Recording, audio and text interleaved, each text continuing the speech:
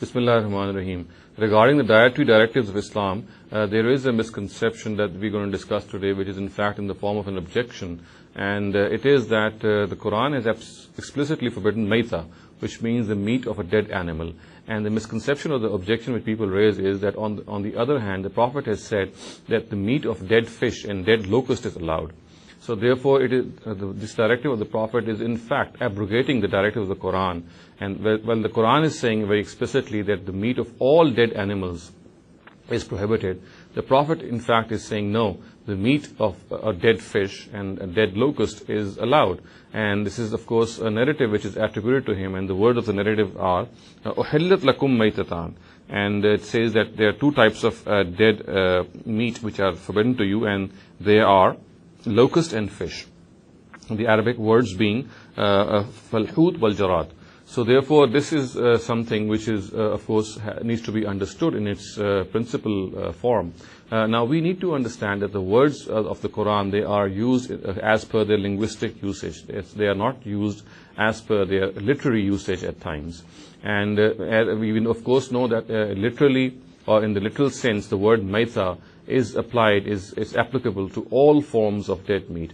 However, if we look at the linguistic use of this word, it does not mean at all, it does not refer to fish or dead fish or to dead locust, because simply in the linguistic usage in Arabic language, this word is not at all applied to fish, to dead fish, or to dead locusts. Or in other words, the word maita is not spoken for dead fish or for dead locusts.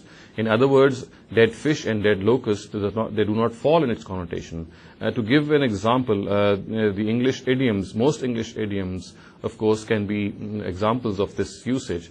We know that in idiomatic English, the idiom is used as per a specific connotation. It cannot be used in its literal sense. For example, when I say that someone has passed away, of course, it would not mean that he has gone somewhere or he's passed away somewhere. The word passed away, it's a usage, it's an idiom, which means that that person has died. So therefore, we cannot literally interpret the words passed away in a specific sense. In a very similar way, the word maita in the Arabic language cannot be applied to dead fish.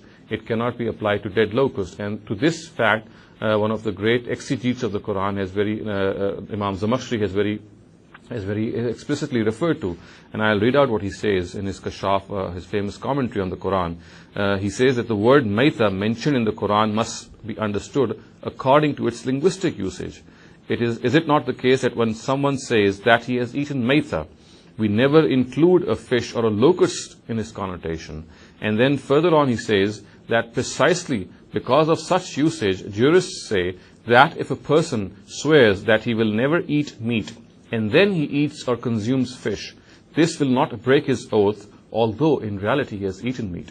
So he has made it very clear that the term of dead meat is not applied. Dead meat, of course, means maita, is not applicable to dead fish or to dead locusts. And if a person says that he swears that he will not eat dead meat and then he consumes dead fish, then this would not break his oath, because the word dead fish is not included in the connotation of the word maita.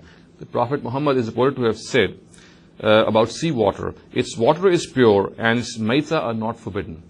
So we can safely conclude that the Prophet has not at all abrogated any directive of the Quran by saying that the two forms of dead meat are allowed, fish and locust, and whereas the Quran has said that all types of dead meat are allowed. No, this is not the case. As I said, the Quran has used the word maita in its linguistic usage, and as per this linguistic usage, the word maita or dead meat does not connote dead fish or dead locust.